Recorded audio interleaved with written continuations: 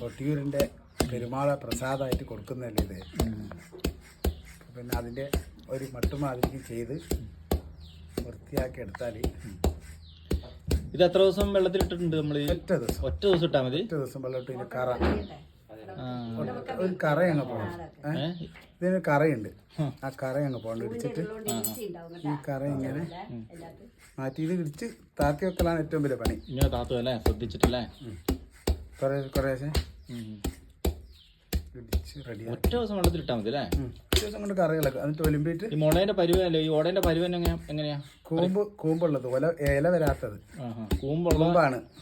കൂമ്പാണ് പറിക്കണേ. കൂമ്പുള്ളത് മൊത്തത്തിൽ അടിയിൽ എടുക്കും. ശരി. ആ ഓട ഫുള്ള്. അടിപൊളി അടിപൊളി. അങ്ങനെ ഒരു പൂവിന് പൈസ എത്ര പിടിക്കും? എത്ര പാടുണ്ട് കേട്ടോ. ഇത് കാട്ടിൽ പോയി ആനേനെയും പേടിക്കണം, ഫോറസ്റ്റുകാരെയും പേടിക്കണം. അതെ അതെ. നമുക്കിപ്പോ ഇത് എവിടുന്ന കിട്ടുന്ന കൂടുതൽ? ഇത് വയനാടൻ കാടുകളുണ്ട്. വയനാടൻ കാടുകൾ നമ്മുടെ ഇവിടെ കൊട്ടിയൂരിന്റെ സമീപ പ്രദേശങ്ങളിലൊക്കെ ഉണ്ടോ? അത്യാവശ്യം. അത് പക്ഷെ സുലഭമായിട്ടില്ല. ഇല്ല. കോഴിക്കോട് സൈഡിലും പിന്നെ എന്താണ് നമ്മുടെ വയനാട്ടിലെ കുറെ ടൂറിസ്റ്റ് കേന്ദ്രങ്ങളില്ലേ, ആ ഭാഗത്തൊക്കെ ഉള്ളത്. വൈത്തിരി കളിക്കാണ് പ്രാധാന്യം. നല്ല വിലയും കിട്ടും അതിന്. 250, 300, 500 വരെ കിട്ടും ഒരു പൂവിന്.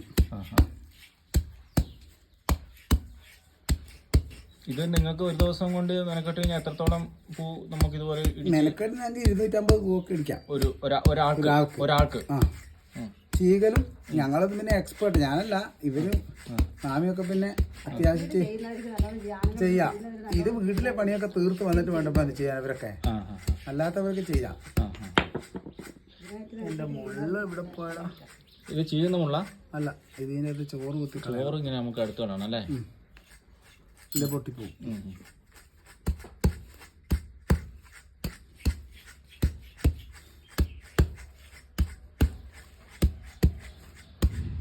ദക്ഷന്റെ താടി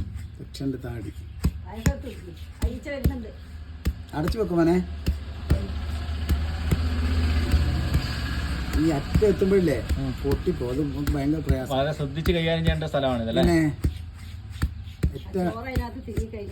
പൊട്ടിപ്പോ അല്ലേ? അപ്പൊ അടിച്ചെത്തുന്നത് വളരെ ശ്രദ്ധിക്കേണ്ട ഒരു ഏരിയ ആണിത്. യെസ്. ഇതിന്റെ ചോറ് എടുത്ത് കളഞ്ഞാൽ